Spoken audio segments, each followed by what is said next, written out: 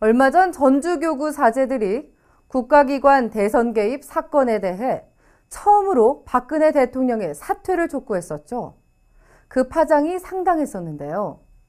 청와대가 정교 분리를 주장하고 나섰습니다. 그런데 어쩌죠? 청와대의 반발이 촛불에 기름을 붓고 말았네요. 정의구현 전국사재단이 공식적으로 박 대통령의 사퇴를 요구하고 나섰습니다. 사재단 나승구 대표 신부는 정부는 종북몰이에만 집중할 것이 아니라 이 시점에 왜 사제들이 나서야만 하는지 그 이유에 대해 생각해 보라고 주문했습니다.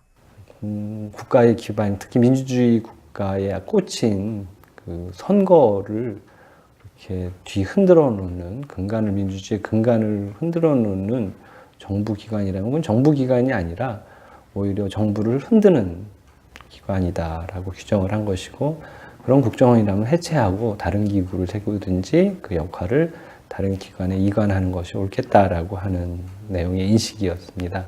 아무런 반응도 없고, 연태까지 이야기한 거에 모르쇠로 일관하고, 아니면 다른 어떤 공안몰이로 이렇게 가고 하는 것에 대해서 답답함의 표현이고, 지금이라도 이건 그러니 사퇴를 고려할 만큼 심각한 사안이다. 공중파는 외면하고 있지만 저희 고발뉴스는 매일 전해드리고 있는 뉴스죠. 청와대 박근혜 비선 조직의 최동욱 찍어내기 개입 의혹. 어제는 청와대가 경위를 파악하고 있다고 전해드렸는데요. 오늘은 청와대가 문재인 행정관이 최 총장의 아들의 개인정보를 수집한 건 맞다고 시인했습니다. 그런데 그게 조직적으로 한 게 아니라 개인적 일탈일 뿐이라고 해명했습니다. 그런데 어쩌죠? 한겨레에 따르면 그 행정관에게 일을 시킨 사람이 민정수석실의 선임 행정관이었다고 합니다. 청와대, 내일은 또 뭐라고 해명할지 정말 궁금합니다. 여야의 이번 사자회담 결과가 사실상 특검 없는 특위 수용을 합의한 것이어서 특검을 관철하겠다는 의지가 무색해졌다는 게 SNS를 중심으로 한 여론입니다. 뙤약볕과 추위 속에서 촛불을 들며 특검을 외쳐온 국민들에게 참으로 힘 빠지는 결과가 아닐 수 없는데요.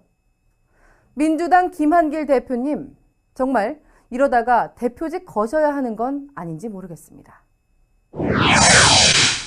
남북 정상 간의 대화록을 공개했던 국정원이 이번에는 또 확인되지도 않은 장성택 조선노동당 행정부장의 실각서를 발표해 파문이 거듭되고 있습니다.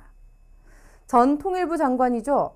정동영 민주당 상임고문은 오늘 곽현화의 사실은과의 대담에서 국정원이 정보를 생산하는 게 아니라 노골적으로 정치를 하고 있다, 이렇게 일침을 날렸습니다. 세계적인 정보기관들이 직접 나서서 언론을 이용해서 언론에다 대고 정보를 공개하는 일이, 이거는 세계 정보기관 상식에 없는 일이에요. 근데 왜 박근혜 정부의 국가정보기관은 왜 그런 일을 다반사로 하는가? 정보기관이 정보를 하는 게 아니라 정치를 하는 거 아닌가? 국정원이 어떻게 정치에 개입합니까? 그런데 이제 한 가지 미흡한 건 그때 그렇게 언명만으로 할 게 아니라 금방 말씀드린 대로 정치에 개입하는 국정원장은 사형이나 무기징역에 처한다는 이 법 개정까지 이루어졌더라면 오늘 이런 비극은, 불행한 일은 일어나지 않았을 텐데 하는 아쉬움이 있어요.